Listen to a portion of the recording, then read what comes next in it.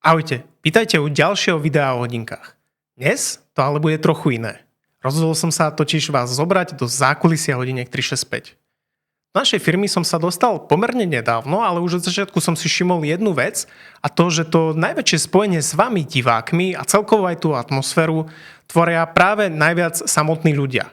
A tak som mi napadlo, že by som vám ich predstavil viac a trochu osobnejšie.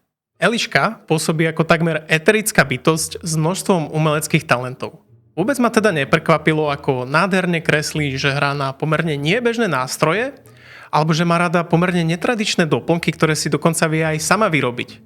Dokonca, vraj jeden víkend, keď sa nudila, tak sa naučila hačkovať a takto by som mohol pokračovať do nekonečna. Čo ma ale najviac prekvapilo je, že som zistil jednu vec, ktorú som ešte asi u nikoho nevidel. Každé ráno, 365 dní v roku, keď ráňajkuje, tak potom kýcha.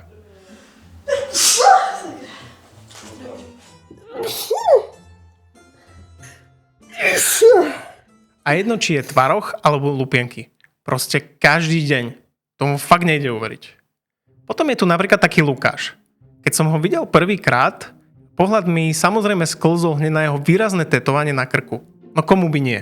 Vtedy som ale netušil, že ide o takmer motýliu posadnutosť. Jeho domáca zbierka motýľov je takmer tak rozsiahla ako tá hodinárska a pravidelné návštevy motýliarní sú u neho úplná klasika. Keď sa nad tým ale zamyslím, dáva to zmysel.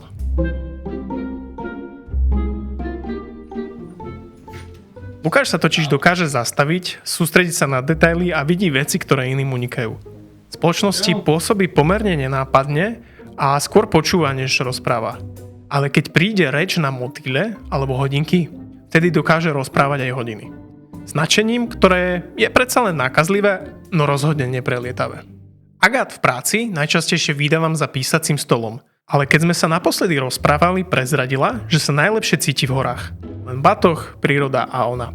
Trochu ako taký vlk samotár, čo poviete. Mimo lesov ju ale najčastejšie nájdete od niečoho zašpinenú, pretože miluje pečenie a úplne zo všetkého najradšej varí dobroty pre ostatných.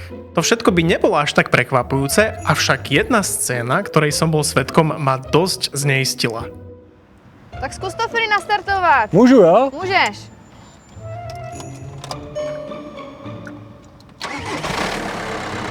Dobrý, to je ono. Přede jak kočička. Jo, prosím tě, ten olej. Keď som pátral ďalej, zistil som, že najväčšou obsesiou sú motory. A keby len motory, proste čokoľvek, čo sa dá rozobrať, zložiť, stráviť niekde nad tým voľnú nedeľu v dielni. Keď sa tak nad tým zamyslím, tak dáva to zmysel, predsa len má rada mechanické hodinky. A potom je tu Šimon. Ten v podstate vyrastal medzi hodinkami, takže nikoho neprekvapí, keď poviem, že nimi naozaj žije. Dokonca aktuálne si dokončuje aj hodinársky kurz. Pokojne by som ho nazval aj zberateľom hodín, no jeho zberateľstvo sa netýka len toho. Bežne ho môžete stretnúť na ulici, ako na svoj starý fotoaparát fotí rôzne náhodné objekty a tak by ma teda neprekvapilo, keby mal doma zbierku rôznych iných starožitných cenností. Jo, to je Šimon, máme dneska odpolední, to je klasika. Aha. Čo som ale určite netušil, je kam až siaha jeho odhodlanie nájsť tieto tajné poklady. Jeho, no vraj v Ostrave už pomerne známou úchylkou je teda nielen prehľadávanie antikvariátov či obchodov so starožitnosťami, ale aj kontajnerov.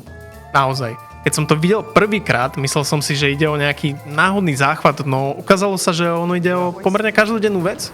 Šimon má dneska zase odpolední, jo? No jo, no, to víš, prostě pátek. Tak snad sa mu pošťastí. Tiež ste o ničom z tohto netušili, že?